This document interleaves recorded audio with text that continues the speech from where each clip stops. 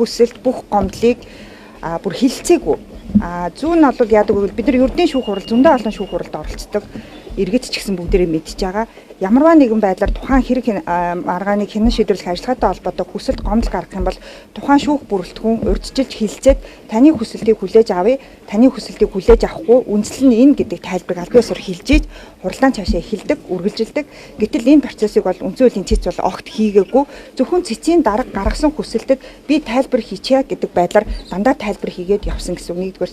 За ийм учраас энэ өнөөдрийн энэ маргаан шийдвэрлэж байгаа ажиллагаа нь үндсэндээ одоо тухайн маргааны нэг тал, маргалдагч нэг талын эрх ашгийг одоо эрх ашгаа хамгаалах ямар ч боломж байхгүй, мэтгэлцээ өрнүүлэх ямар ч нөхцлөөр хангахгүй ийм байдлаар бол хуралдаан бол одоо сая үдээс хойшиг хүртэл бол үргэлжлэлээ.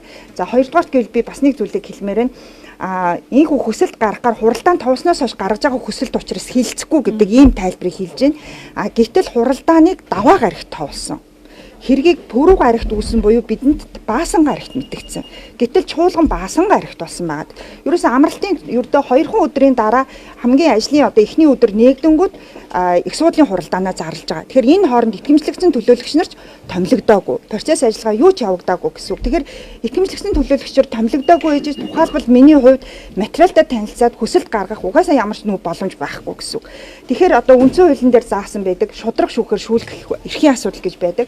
Энэ шудраг шүүхээр шүүлгэх эрхийн нэг гол үндсэн элемент нь хэрэг маргаанд оролцогч тал өөрийнхөө эрх ашгийг хамгаалах, процесс ажиллагаагаар бүрэн дүүрэн хангагдах тэр бололцоог шүүх бүрэлдэхүүн олгох ёстой гэдэг ингээд олон улсын гэрээ конвенц дээр заасан байдаг. Тэгэхээр харамсалтай нь үндсэн хуулийн цэц бол энэ ажиллагааг бол огт хийхийг хүсэхгүй байна гэж хэлэх гээд байна. За бид нар бас яг ийм одоо тайлбар гарч магадгүй гэж бодоод шүүх хуралдаан эхлэхээс өмнө 8:30-д ирээд бас 2 гомдлыг өгсөн байгаа. Булган туяа гишүүний зүгээс гомдол өгсөн, мөн одоо зарим итгэмжлэгсэн төлөөлөгчдийн зүгээс гомдлыг өгсөн. Хуралдаан дээр биш, наана гэсэн үг тийм.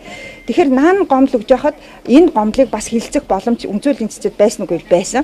Харамсалтай нь цэцийн бүрэлдэхүүн гаднаас танхимаас орж ирээд энэ гомдлыг шийдсэн үү, шийдвэрсэн эсэх талаар тайлбараа өгөөд ингээд үндслээ хэлээд өгөөч. Бидний дараагийн маргаа энэс хамаарах гэдэг байна гэхэд бол тэр гомдлыг чинь бол шийдвэрлээгүй, хүлээж аваагүй, хуврал товсны дараа гаргасан гомдлоо гэд ингээд гаргасан 2 гомдол 3 хүсэлтийг үндсэндээ 5 одоо ийм агуулгатай хүсэлт гомдлыг огт хүлээж аваагүй, шийдээгүй гэсэн үг тийм. За энэ үүнд бас хамгийн гол нь харамсалтай нь юу вэ гэвэл үндсэн хуулийн цэцийн дарга дангаараа тайлбар өгöd гэсэн. Ямар нэгэн байдлаар тэр чинь бүрэлдэхүүнтэй хамтдаа шийдээд ийм хүсэлт ирж ийн хамтдаа шийдвэр гаргах ёстой. Цэцийн одоо үндсэн зарчим бол хамтын шийдвэр байх ёстой. Тэр байтугай баг суудлаараа бол энэ хүсэлт гомдлуудыг ялангуяа шийдвэрлэх ёстой байдаг. Тэр энэ асуудал дээр бол шийдвэрсэнгүй гэж байгаа. За хоёрдугаар бас бидний хурал хаях болсон бусад гишүүдтэйгээ давхцахгүй бас нэг зүйлийг хэлэх гээд байгаа. Энэ юу вэ гэвэл одоо онцгой нөхцөл байдал нэг яаралтай шийдвэрлэх ёстой асуудал учраас үндсэн хуулийн цэц ийхүү одоо хуралдааныг зарлаад шийдвэрлэе гэдэг одоо процесс ажиллагаа явж байна гэдэг ийм тайлбарыг бол үндсэн хуулийн цэцийн даргын зүгээс өгсөн.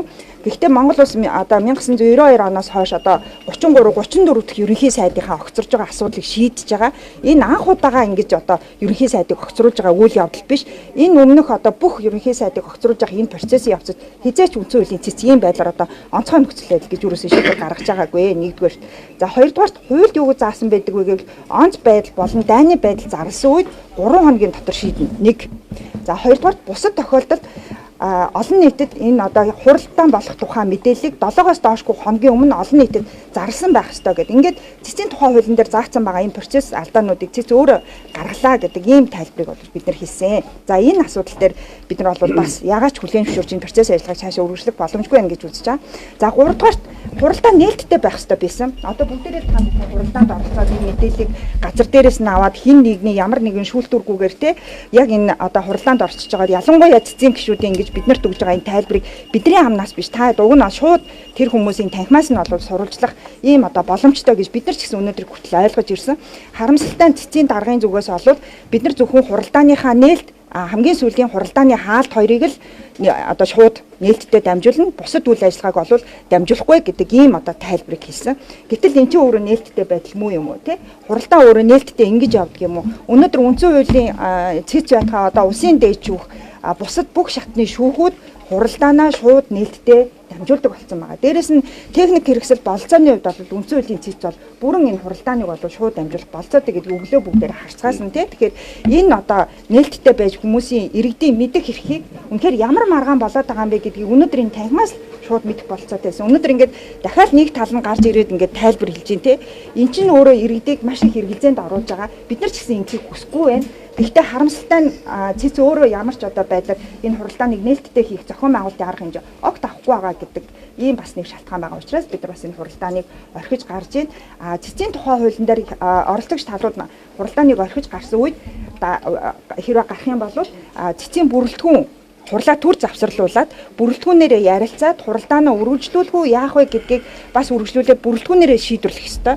Одоогийн байдлаар бол шууд хуралдаан үргэлжлээд явж ин дарга өөрөө үргэлжлүүлээд явж ин тэгэхээр бас л дахиад бидний хэдийгээр гарсан ч гэсэн хуралдаан бол хууль зөрчсөн хിവэрэ үргэлжиж байна гэсэн үг. Тэгээд хамгийн сүүлд нь бид нарыг та бүхэн ингээд хангалттай мэтгэлцээд оролцохгүй яасан бэ гэж бодож магадгүй. Бид нар маш их хангалттай одоо бид нар тайлбаруудаа хэллээ, хүсэлтүүдээ гаргаж өглөө, бичгээр өглөө бүх тайлбаруудаа хэллээ. Энэ бүхэн дээр үг хэлүүлэхгүй дандаа зогсоож байна. Ямар ч одоо тийм нөөц бололцоор бид нарт огт хангахгүй байна.